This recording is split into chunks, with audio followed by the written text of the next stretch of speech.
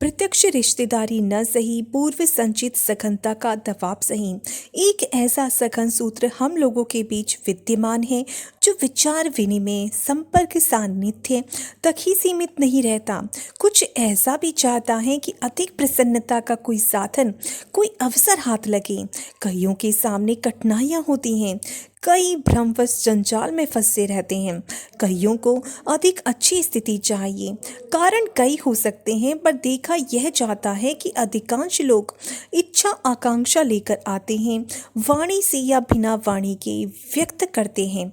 साथ ही सोचते हैं कि हमारी बात यथास्थान पहुंच गई। उसका विश्वास उन्हें तब होता है जब पूरा ना सही, आधा अधूरा उपलब्ध भी हो जाता है। याचक और दानी का रिश्ता दूसरा है, पर बच्चों और अभिभावकों के बीच यह बात लागू नहीं होती। बछड़ा दूध न पिए तो गाय का बुरा हाल होता है। मात्र गाय ही बछड़े को नहीं देती, बछड़ा भी गाय को देता है। यदि ऐसा न होता तो कोई अभिभावक बच्चे जनने और उसके लालन पालन में समय लगाने, पैसा खर्च करने का झंझट मोल न लेते। कहने को गायत्री परिवार, प्रज्ञा परिवार आदि नाम रखे गए हैं और उनकी सदस्यता का रजिस्टर तथा समयदान, अंशदान का अनुबंध भी है, पर वास्तविकता दूसरी ही है, जिसे हम सब भली भांति अनुभव भी करते हैं। वह है जन्म जन्मांतरों से संग्रहित आत्मीयता, जिसके पीछे जुड़ी हुई अनेकानेक गुदगुदी उत्पन्न करने वाली घटनाएं हमें स्मरण हैं। परिजन उन्हें स्मरण न रख सके होंगी, फिर वे विश्वास करते हैं कि परस्पर आत्मीयता की कोई ऐसी मजबूत डोरी बंधी है जो कई बार तो हिला कर रख देती है। एक दूसरे के अधिक निकट आने, परस्पर कुछ अधिक कर गुजरने के लिए आतुर होते हैं। यह कल्पना नहीं, वास्तविकता है, जिसकी दोनों पक्षों को निरंतर अथवा समय समय पर अनुभूति होती रहती है। यही तीसरा वर्ग है बालकों का।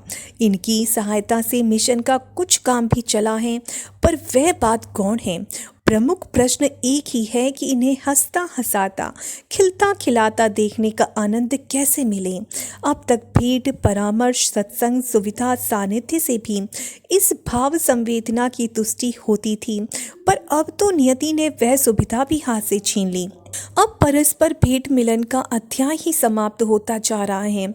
इसमें समय की कमी या कोई व्यवस्था संबंधी कठिनाई कारण नहीं है।